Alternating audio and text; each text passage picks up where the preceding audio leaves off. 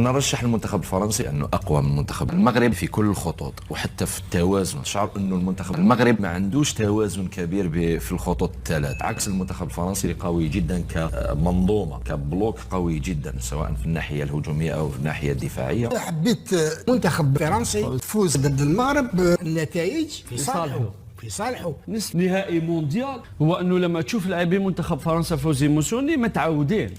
ils ont pas de problème de ne pas toucher trop le ballon، يعني ما عندهمش مشكل انهم ما يمسوش كثير الكره، ماهمش متعودين في منتخب فرنسا بلوك ميديوم ولا بلوك با باسيون يسناو يلعبوا الهجمات المرتده. بينما في الجانب المقابل المنتخب المغربي لاعبيه كلهم يحبوا يلمسوا الكره. منتخب فرنسي ولا كتفوز باللقاء. المنتخب الفرنسي اليوم يروحوا باش يلعبوا النهائي، اظن باللي المنتخب الفرنسي بهذه التركيبه البشريه تاع هاد لي جوار سي بارمي لي ميور زيكيب. نظن انه منتخب فرنسا هو اللي راح يستحوذ على الكره. لما تشاهد المنتخب الفرنسي تشعر انه منتخب قوي جدا.